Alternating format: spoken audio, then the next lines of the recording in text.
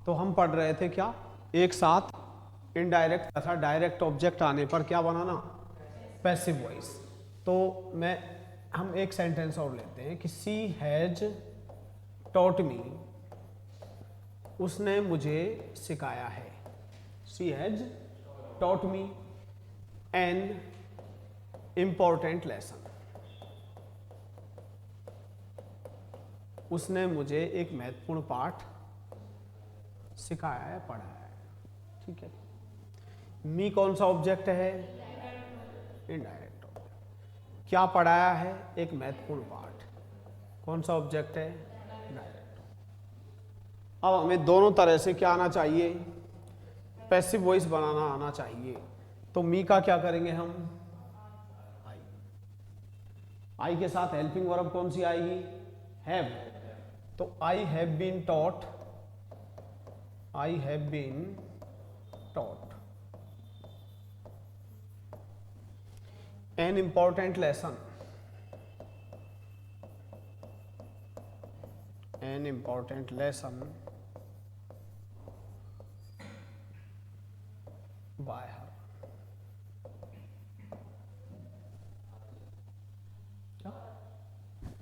अच्छा, by her, sorry. ठीक है, दूसरा तरीका क्या है,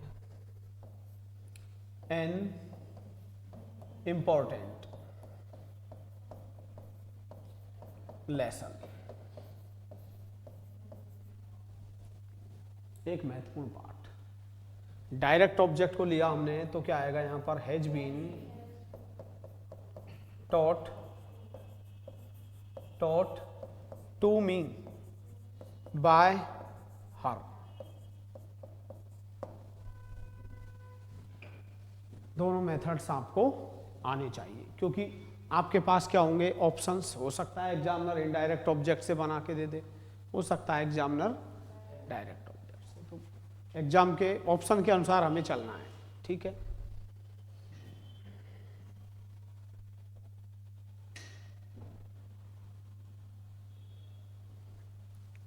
we are to paste with as per given options.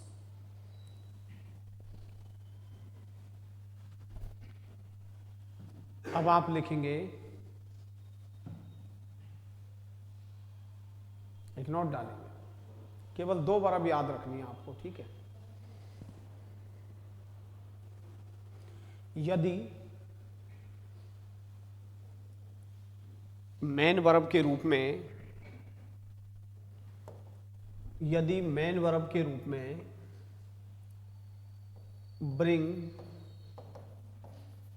यानी फेच तथा बाय वर्ब दी हुई है, BUY। ब्रिंग मीन्स भी क्या होता है, लाना, और फेच मीन्स भी क्या होता है, लाना, और बाय मीन्स क्या होता है, खरीदना। तो नोट में लिखोगे, यदि मेन वर्ब के रूप में ब्रिंग तथा बाय वर्ब्स दी हुई है। कौन कौन सी वर्ब्स दी हुई है, एक तो ब्रिंग और दूसरी बाय। जो मैं लिखवा रहा हूं ऐसे लिखिए, यदि मेन वर्ब के रूप में ब्रिंग तथा बाय वर्ब दी हुई है,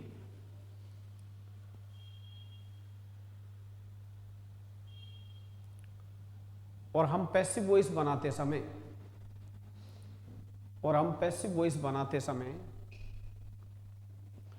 सबसे पहले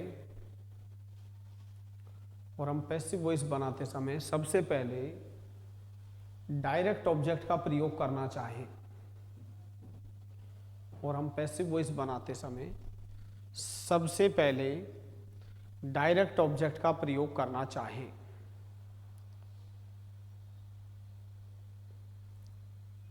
तो इस स्थिति में हमें indirect object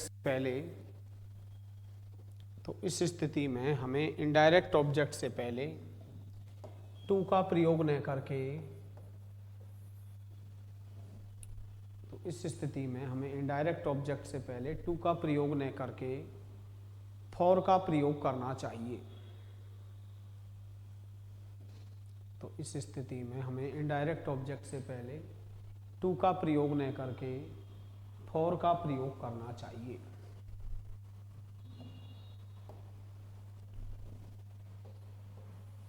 he brings me, वह लाता है,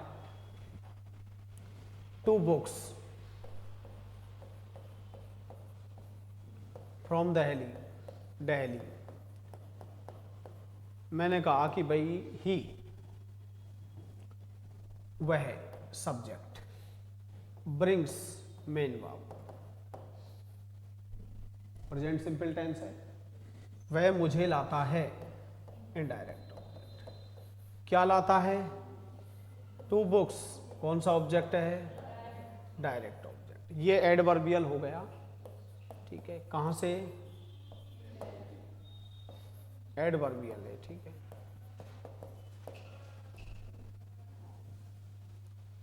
आपको दो वर्ब्स को याद रखना है, एक तो ब्रिंग को और एक बाय को। आरपीएससी सेकंड ग्रेड में आ भी चुका है। तो अगर और कोई वर्ब होती है हम डायरेक्ट ऑब्जेक्ट को पहले ले जाते, तो इनडायरेक्ट ऑब्जेक्ट से पहले मैंने क्या लगाना सिखाया आपको? टू। लेकिन यहां पर टू का यूज नहीं करना है आपको। किसका? फॉर का। तो सबसे पहले एग्जामिनर ने मी ले लिया, तो मी के अनुसार मैं क्या कर दूंगा? आई। आई के साथ क्या आएगा? क्योंकि प्रेजेंट सिंपल का पैसिव वॉइस किसमें बनता है? इज आता है। तो I am brought two books, मुझे दो पुस्तकें लाई जाती हैं। I am brought two books from Delhi, from Delhi, Delhi से, बाय हिम, उसके द्वारा। तो लैंग्वेज किस में हो गई? ये पैसिव वॉइस। सेकंड मेथड भी हमारे पास, क्या? एग्जामिनर ने दे दिया टू बुक्स, टू बुक्स, ठीक है। प्रेजेंट सिंपल का पैसिव वॉइस किस में बनेगा?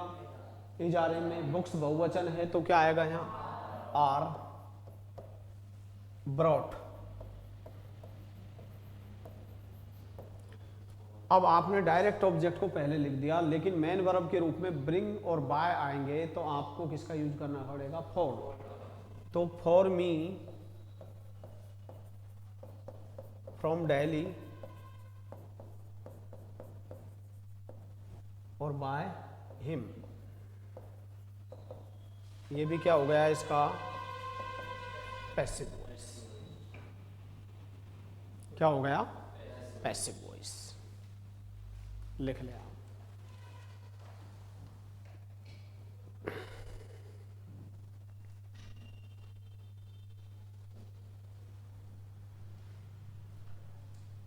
सेकेंड एग्जाम्पल देख लेंगे आप। कोई दिक्कत है बताइए। If you have any problem you can suggest me. I would like to dispel all your learning barriers.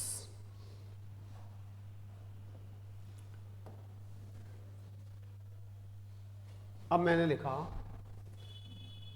C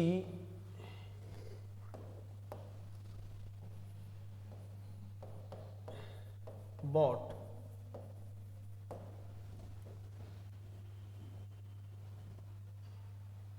him a new watch last year। पिछली साल उसने उसके लिए क्या है? एक नई गाड़ी खरीदी। ये क्या हो गया? सब्जेक्ट। ये क्या है? Main verb. हिम क्या है? इनडायरेक्ट। क्या खरीदी? Direct object. कब खरीदी? Adverb of time, adverb of. और वैसे भी लास्ट ईयर आएगा तो कौन सा टेंस आएगा? Past simple. पास्ट सिंपल का पैसिव वॉइस किस में बनता है? Was verb. तो हम क्या करेंगे? पहले हिम से बनाते हैं। तो हिम का क्या हो जाएगा? यहाँ पे देखिए ही के साथ क्या आएगा? Watch. Bought, he was bought a new watch, new watch, ठीक है, बाय हर लास्ट ईयर या लास्ट ईयर बाय हर, जो भी आप लिखना चाहें, ठीक है।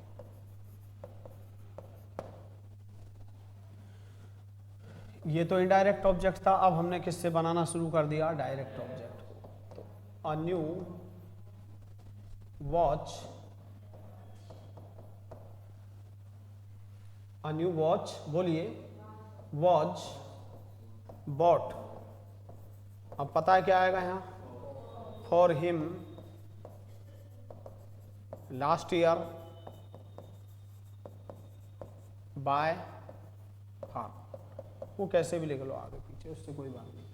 तो ये किस में हो गया अपना? Passive voice.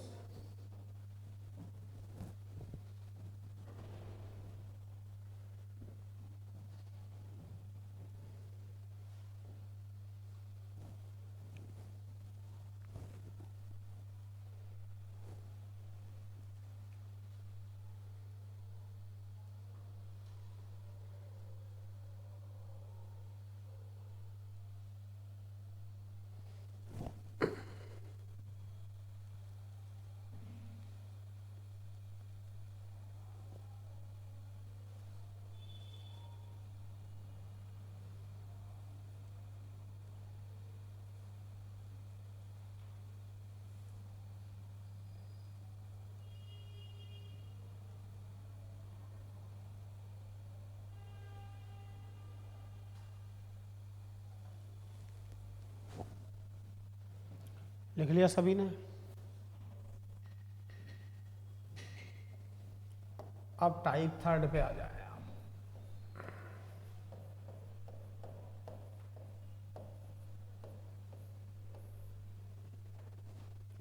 थर्ड टाइप ही चल रहा है ना? हाँ, तो लिखें आप, उन सेंटेंसेज का एक्टिव वॉइस से पैसिव वॉइस बनाना, उन सेंटेंसेज का एक्टिव वॉइस से पैसिव वॉइस बनाना जिनके अंतर्गत मेन वर्ब के रूप में, जिनके अंतर्गत मेन वर्ब के रूप में निम्नांकित वर्ब्स का प्रयोग किया गया हो। उन सेंटेंसेज का एक्टिव वॉइस से पैसिव वॉइस बनाना जिनके अंतर्गत मेन वर्ब के रूप में निम्नांकित वर्ब्स का प्रयोग किया गया हो। ठीक है, ये serial number first form, second form और थर्ड फॉर्म।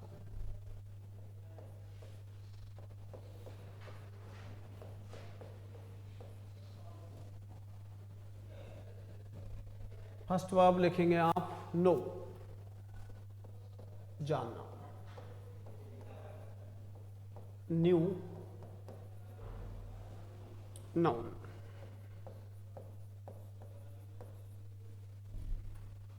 सेकंड वर्ब आप लिखेंगे मैरी, मैरिड, मैरिड। और थर्ड नंबर पे लिखेंगे आप oblige,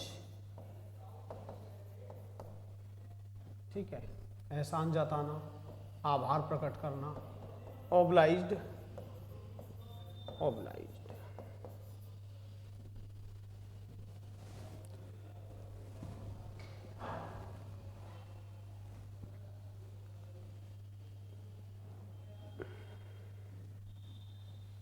no, knew, known, marry, married, married, oblige, oblige, oblige.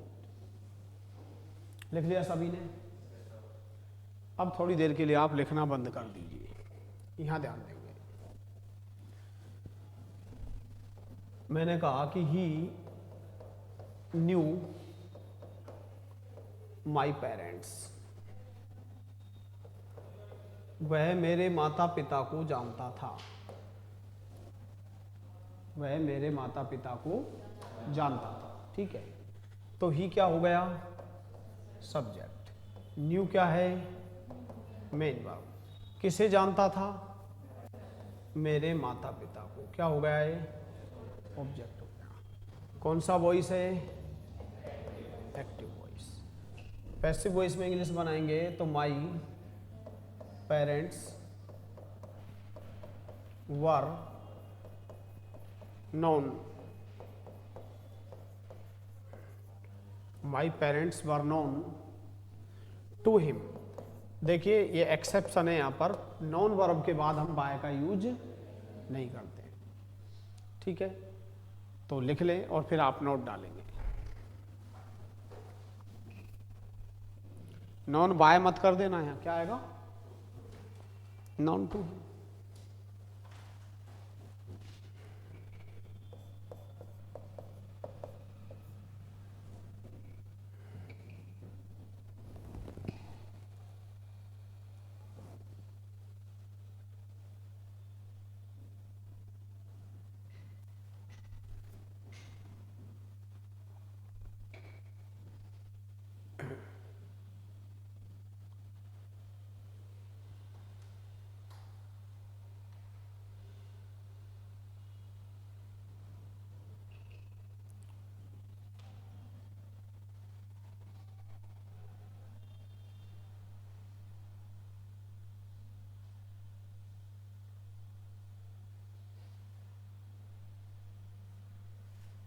एक नोट डालेंगे,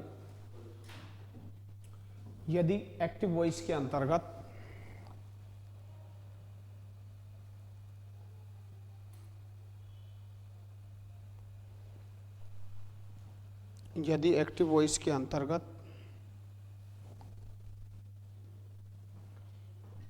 मेन वर्ब के रूप में, यदि एक्टिव वॉइस के अंतर्गत मेन वर्ब के रूप में know, marry, oblige, know, marry, oblige का प्रयोग किया जाए। यदि एक्टिव वॉइस के अंतर्गत मेन वर्ब के रूप में नो, मैरी, ओब्लाइज का प्रयोग किया जाए तो हमें पैसिव वॉइस बनाते समय बाय का प्रयोग नहीं करके टू का प्रयोग करना चाहिए। तो हमें पैसिव वॉइस बनाते समय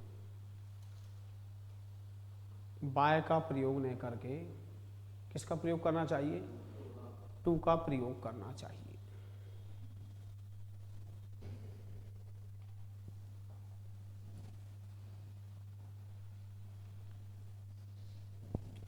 मैंने कहा कि Gita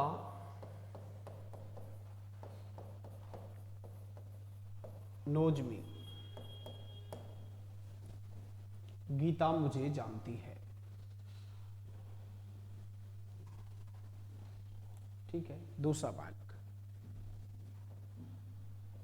I have known Ravi, मैं रवि को जान चुका हूं। ये भी एक्टिव वॉइस है और ये भी क्या है? अब आप इनका क्या बनाएंगे? Passive voice. तो बताइए क्या करेंगे हम? मी का आई। प्रेजेंट सिंपल का पैसिव वॉइस कैसे बनता है? ये जा रहे हैं। आई के साथ क्या आएगा? I am known to Gita. किसमें हो गया ये? Passive voice. यहां पर हमने क्या किया? रवि, सब्जेक्ट कहां गया? ऑब्जेक्ट के स्थान पर। ऑब्जेक्ट कहां आएगा? सब्जेक्ट के स्थान पर। तो मैंने कहा Ravi has been known to me. ये किस में हो गया? Passive voice. देखो आप गाइड पढ़ने के लिए मैं इसलिए मना करता हूं, काफी गाइड में नॉन टू लिख देते हैं। भाई यहां तो नॉन टू लिखा ही नहीं मैंने। कुछ वर्ब्स अपने बाद फिक्स्ड प्रपोजिशन तभी लेती हैं जब उनका यूज किस में होता है? Passive voice. there are some certain verbs in English which always take preposition after them, but in a special condition, especially when they are used in a passive voice. तो जब इन verbs का use किस में होता है? Passive voice में, तभी हम इनके बाद स्पेसिफिक prepositions का प्रयोग करते हैं। ठीक है, तो एक नोट डाल लें आप, एरर में फायदा उठाना है। यदि सेंटेंस एक्टिव वॉइस में दिया हुआ है,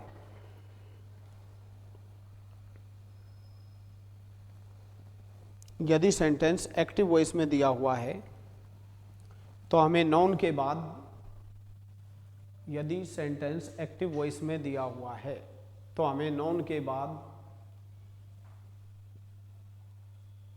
टू प्रपोजिशन का प्रयोग नहीं करना चाहिए।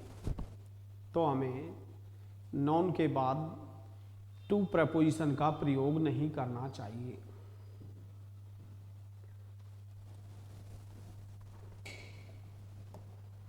नाउन के बाद टू प्रपोजिशन का प्रयोग नहीं करना चाहिए, यहां ध्यान देंगे। अब आप, मैंने कहा कि ही हैज नोन,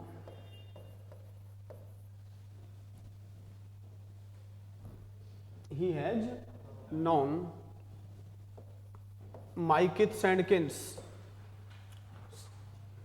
यहां ध्यान देंगे।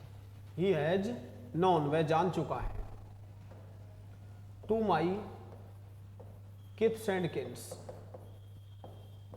वह मेरे मित्र एवं रिश्तेदारों को जान चुका है, for a long time, लंबे समय से।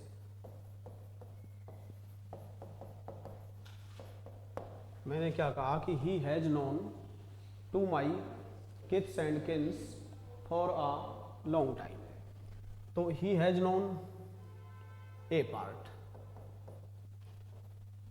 to my kiths and kins B part, for a long time C part, और नो एरर है तो आंसर क्या दीजिए? डी दीजिए। या तो एरर ए पार्ट में, या एरर बी पार्ट में, या सी पार्ट में, और नो एरर है तो आंसर क्या दीजिए? डी।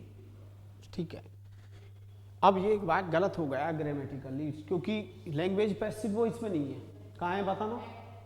हैज हैव के बाद थर्ड फॉर्म आएगी, तो मैंने इतने टेंस क्यों पढ़ाया आपको? प्रेजेंट परफेक्ट, तो यहाँ आप टू नहीं लिखोगे, डायरेक्ट आएगा कि he has known my kiths and kins, वह मेरे मित्र एवं रिश्तेदारों को जान चुका है, फॉर अ लॉन्ग टाइम, लंबे समय से जानता है, जो भी है। समझे नहीं समझे? ठीक है, अब मैंने आपको बताया भी था ईडियम, एक्चुअल में किथ मीन्स तो क्या होता है? फ्रेंड। किथ मीन्स क्या होता है? फ्रेंड। और किन मीन्स क्या होता है? किन मीन्स क्या होता है? रिलेटिव, रिश्तेदार। और जिसको अपन नातेदार नातेदार बोलते हैं ना, नातेदारी में गया है, किनशिप, क्या बोलते हैं उसको हम? किनशिप। और आपका कोई निकटतम परिजन है, next of kin. Very good, very good. चलो, प्रीवियस नॉलेज बरकरार है आपका। प्रपोजिशन पूछ लेता है वो, निकटतम परिजन, नेक्स्ट ऑफ किन। तो गुरुजी ये ईडियम बहुत पूछा जाता है, किथ्स एंड किन्स, तो इसका अर्थ क्या हो जाएगा? बोलिए। Friends and relatives. क्या हो जाएगा? Friends and relatives. तो कोई न्यू वर्ड आपको लगे तुरंत आप उसको नोट कर लिया करो, मित्र एवं रिश्तेदार। देखो, हम फॉर्मेलिटी से पढ़ेंगे तो हमें बेनिफिट नहीं मिलेगा, हर चीज का फायदा मिलेगा आपको। ये नहीं है कि 4 वाक्य पढ़े, चार्ट बनाया, पैसिव वॉइस खत्म कर लिए। पैसिव वॉइस पे भी एरर बनती है। पैसिव वॉइस से आपको प्रेपोजिशन में फायदा मिलेगा। ठीक है, तो देखिए कैसे कैसे फायदा मिलेगा, मेरी बात समझिए। लिख लिया पहले सभी ने? हाँ। इस नॉन के बाद यदि मैं प्रोपोजिशन की बात करूं तो आपको मेनली ये प्रोपोजिशन देखने पड़ेंगे। नॉन बाय, नॉन टू और नॉन आपने क्वेश्चन उठाया कि भाई मैंने तो कहा था कि नॉन के बाद बाय आता ही नहीं है, फिर भी मैं यहाँ बाय लिख रहा हूँ। तो मेरी बात समझ लीजिए, एक कहावत है प्रोवर्ब। देखिए प्रोवर्ब कभी भी नहीं बदलती है। इंग्लिश में a little knowledge is a dangerous thing, अल्प ज्ञान बड़ा खतरनाक होता है। ये उन लोगों के लिए जो कि रियलिटी में विद्वान नहीं होते हैं, ठीक है ना। This so called proverb is applicable to those who are in reality not lettered but they profess to have a great knowledge, ठीक है। अब नॉन बाय के लिए तो एक कहावत है, मैं गारंटी देता हूं किसी भी एग्जाम की तैयारी कर रहे हो, 3 बार एसएससी में आ भी चुका है, एमटीएस में भी आ लिया, सीजीएल में भी आ लिया। तो एक कहावत है कि एक व्यक्ति जैसी संगति में रहता है उसमें वैसे ही गुण आते हैं। संगति बहुत ज्यादा अफेक्ट करती है किसी के जीवन को। तो ये आप कहावत याद कर लेना आपको, अ man is known, a man is known. अब ये तो प्रोवर्ब बनी पड़ी है, इसमें मैं क्या कर सकता हूं भाई। जैसे कहावत है अंग्रेजी में कि a bird in the hand is worth than 2 in the bush, कि एक पक्षी जो आपकी मुट्ठी में है वो उन 2 पक्षियों से अधिक मूल्यवान है जो झाड़ी में छुपे हुए हैं। तो इसका एक भावार्थ है, इसका एक सेंट्रल मीनिंग है कि एक व्यक्ति को गिवन अपॉर्चुनिटी है उसको लेवरेज करना चाहिए। जो आपके पास वर्तमान में जो अपॉर्चुनिटी है उसका आपको लेवरेज यानी अवेल करना चाहिए, फायदा उठाना चाहिए। भविष्य किसने देखा है, ठीक है। We should think only of present, not of past और फ्यूचर, ठीक है। पास्ट में सोचेंगे तो आपको दुख होगा कि भूतकाल ऐसे हुआ करता था। भविष्य, future is full of uncertainties, भविष्य अनिश्चितताओं से भरा हुआ है। तो think only of present if you want to make amelioration in your life. तो a man is known by, यही एग्जाम्पल मिलेगा आपको, और कोई एग्जाम्पल ही नहीं मिलेगा, क्योंकि और जगह नॉन के बाद बाय लिख ही नहीं सकते अपन। तो a man is known by the company, मेरी तरह जैसे मेरे याद है आप भी याद कर लो और लोगों को सलाह दिया करो जो गलत संगति में रहते हैं, कि एक व्यक्ति जैसी संगति में रहता है उसमें वैसे ही गुण आते हैं। अ man is known by the company he keeps. तो ये तो कहानी खत्म हो गई आपके बाय वाली, कि नॉन के बाद बाय कब आएगा। यही सेंटेंस मिलेगा आपको, गारंटी और है आपको इस चीज की, और ये 3 बार एसएससी में पूछा जा चुका है। और किसी को बता देना कि नॉन के बाद तो बाय, ये कहावत है भाई, इसमें मैं बदल ही नहीं सकता। प्रोवर्ब है, इट्स एन एडिज। एडिज जानते हो ना आप, पूत कपूत तो क्यों धन संचय, इस तरह से जो होते हैं, एडिज है, ADAG, एडिज, प्रोवर्ब, ठीक है। मैक्सिम, मैक्सिम, ओल्ड सेइंग, क्या ओल्ड सेइंग, कहावत, ट्रेडिशनल सेइंग,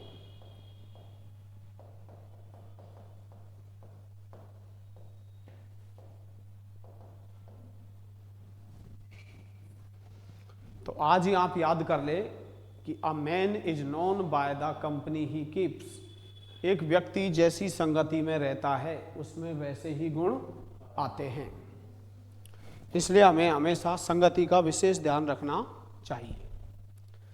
अब एक नोट डाल ले,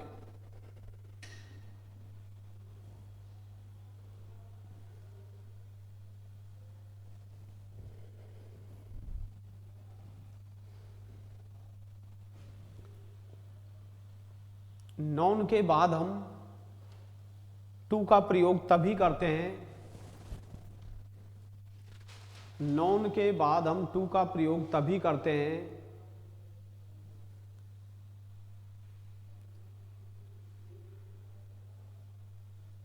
नॉन के बाद हम टू का प्रयोग तभी करते हैं जब इस वर्ब का प्रयोग पैसिव वॉइस में किया जाए। जब इस वर्ब का प्रयोग पैसिव वॉइस में किया जाए। नॉन के बाद हम टू का प्रयोग तभी करते हैं जब इस वर्ब का प्रयोग पैसिव वॉइस में किया जाए। और नॉन टू के बाद पर्सन दिया हुआ हो, व्यक्ति दिया हुआ हो।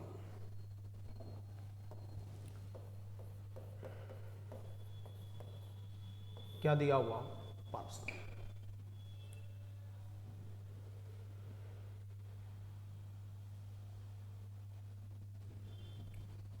शी वॉज नॉन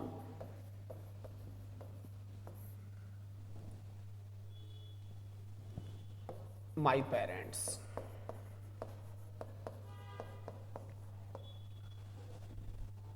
आप ये बताइए कि ये सेंटेंस पैसिव वॉइस में है या नहीं है? बोलो, ये मैंने जो वाक्य लिखा है सेंटेंस, ये पैसिव वॉइस में है या नहीं है? मतलब पता नहीं क्या पढ़ते हो आप। आज भर के बाद थर्ड फॉर्म आएगी जब पैसिव वॉइस नहीं है। मतलब बता, इतने दिन क्यों दिए फिर मैंने आपको बेसिक पढ़ाने में? वाज वर्ग के बाद थर्ड फॉर्म आएगी तो वाक्य पैसिव वॉइस में है। इज आर एम के बाद थर्ड फॉर्म आएगी तो भी वाक्य किस में है? हैज हैव के बाद थर्ड फॉर्म आएगी तो वाक्य पैसिव में नहीं है, एक्टिव वॉइस में। हैज बीन हैव बीन के बाद थर्ड फॉर्म आएगी तो सेंटेंस पैसिव वॉइस में। फिर क्या मतलब है? मैं इतने दिन से अंग्रेजी पढ़ा रहा हूँ आपको, अगर हम यही नहीं पता लगा पाए कि ये सेंटेंस एक्टिव वॉइस में दिया हुआ है या पैसिव वॉइस में। तो एक बात तो क्लियर हो गई कि भाई वाक्य, मैंने कहा नॉन के बाद टू तभी आएगा जब इस वर्ब का यूज किस में होगा? तो ये तो मुझे पता लग गया कि पैसिव में, लेकिन टू तभी लिखेंगे जब आप पर्सन दिया हुआ है। तो माई पेरेंट्स, माता पिता, मेरे माता पिता क्या है? पर्सन, तो क्या आएगा यहाँ? टू आएगा। क्या आएगा? टू। और देखिए,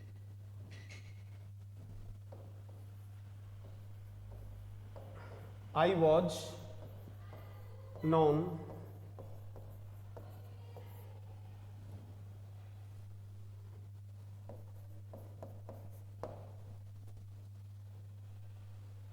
बोलिए, हर क्या है? पर्सन ही है, तो यहाँ क्या आएगा? टू आएगा। और लैंग्वेज किस में है? पैसिव वॉइस में। फिर नोट डालेंगे आप,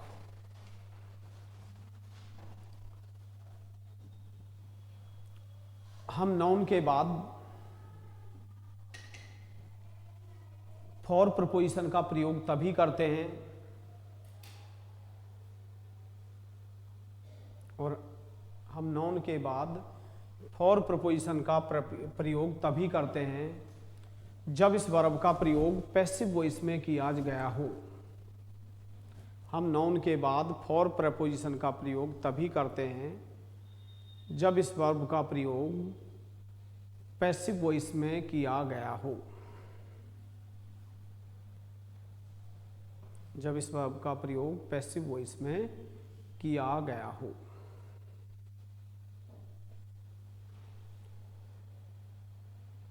और हम नाउन के बाद फॉर का प्रयोग तभी करते हैं जब पर्सन नहीं दिया हुआ हो। जब पर्सन नहीं दिया हुआ हो। और हम नाउन के बाद फॉर का प्रयोग तभी करते हैं जब पर्सन नहीं दिया हुआ हो।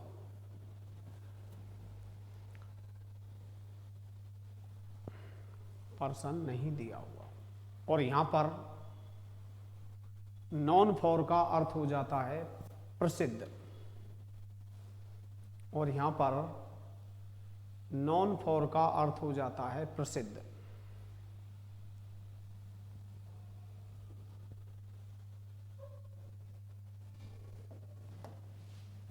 और यहां पर नॉन फॉर का अर्थ क्या हो जाता है? प्रसिद्ध। ठीक है, यहां ध्यान दीजिए। मैंने कहा कि ही वॉज नॉन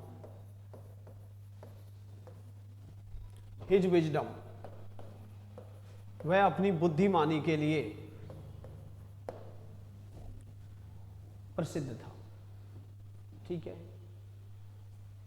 आप मुझे बताएंगे कि सेंटेंस पैसिव वॉइस में है? बिल्कुल है। पर्सन है यहां पर? हिज तो पॉजिटिव एडजेक्टिव है। उसकी बुद्धिमता, बुद्धिमानी के लिए, तो भाई क्या आएगा यहां? प्रूडेंस के लिए, तो फॉर आएगा। Very good.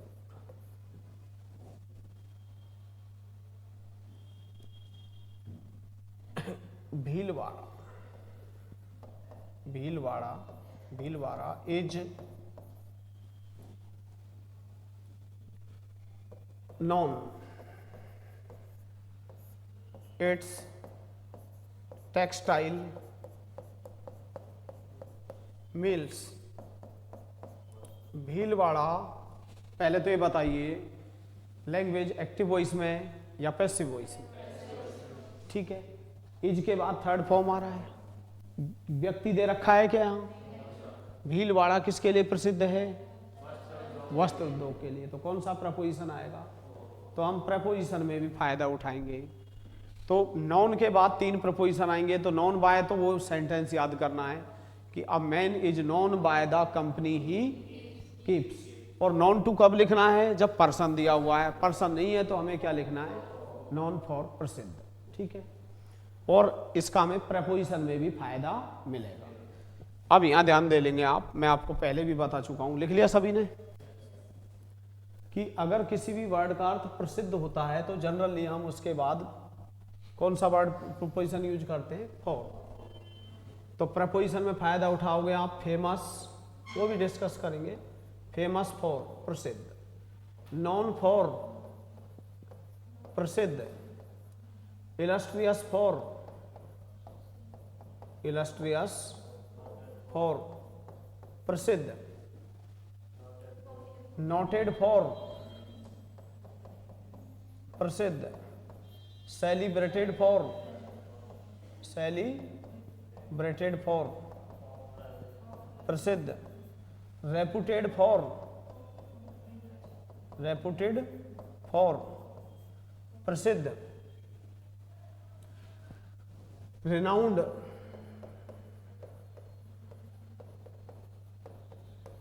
प्रसिद्ध। परंतु पॉपुलर के बाद अपन को फॉर नहीं लिखना है, पॉपुलर विद। ठीक है, तो आज के लिए इतना ही, बाकी का कल नेक्स्ट सेशन में पढ़ते हैं पैसिव वॉइस।